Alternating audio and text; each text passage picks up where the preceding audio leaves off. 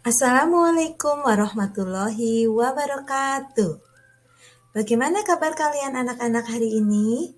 Semoga selalu sehat walafiat dan tidak lupa 5M. Kita harus tetap melaksanakan protokol kesehatan. Baiklah anak-anak, hari ini kita akan belajar tentang listrik dan energi alternatif. Nah, apa itu listrik dan energi alternatif? Yuk kita belajar bersama. Anak-anak, dalam kehidupan sekarang ini kita tidak lepas dari listrik. Contohnya, kalian belajar secara daring maka membutuhkan listrik untuk mengecas gadget atau alat untuk pembelajaran kita seperti laptop dan handphone. Nah, bagaimana listrik bisa sampai ke rumah kita? Nah, listrik itu tadinya dihasilkan oleh pembangkit tenaga listrik yang jauh dari perumahan maupun dari pabrik ataupun daerah komersial. Nah, dari pembangkit tenaga listrik tadi, tegangan yang dihasilkan itu masih rendah. Agar dalam perjalanannya menuju ke rumah kita tidak mengalami kerugian, maka listrik itu harus dinaikkan tegangannya. Nah, itu namanya adalah proses transmisi. Bagaimana cara menaikkan tegangannya? Itu menggunakan trafo yang namanya trafo step up. Nah, setelah dalam perjalanan itu, maka nanti akan disalurkan lagi ke gardu-gardu lagi, ke gardu-gardu yang lebih kecil tegangannya. Nah, agar bisa masuk ke gardu tadi, maka diturunkan tegangannya karena sudah mau sampai nih ke rumah kita.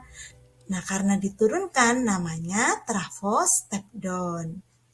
Nah, setelah itu barulah listrik bisa masuk ke rumah kita, diinstalasikan di rumah-rumah kita. Dan ketika sampai di rumah kita, listrik itu tegangannya sudah menjadi 220 volt. Nah, anak-anak bisa sambil dibuka ya e-book yang sudah Bu Guru kirimkan linknya. Maka anak-anak bisa melihat halaman yang seperti ini ya. Apa yang tadi Bu Guru jelaskan itu akan tergambar seperti ini ya.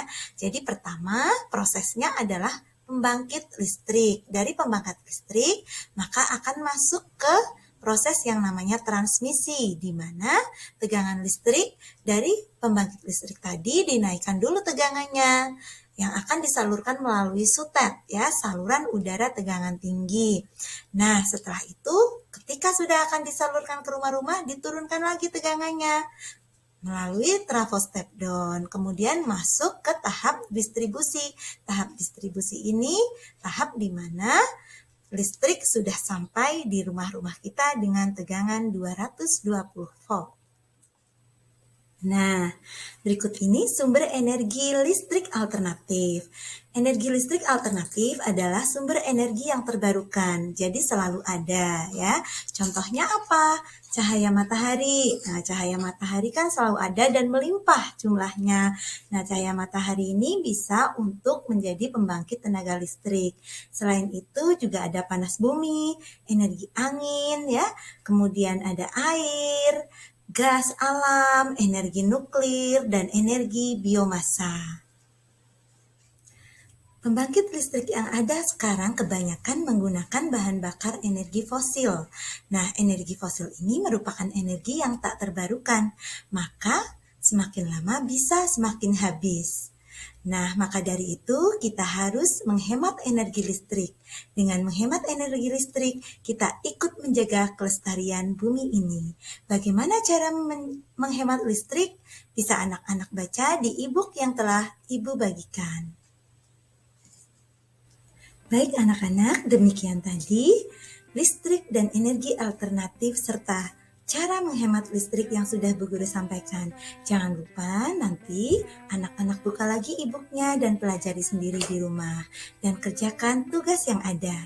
Terima kasih, sampai ketemu besok. Assalamualaikum warahmatullahi wabarakatuh. Cek, cek, cek, apakah bisa hanya merekam audio atau tetap muncul videonya? Kita coba percobaan.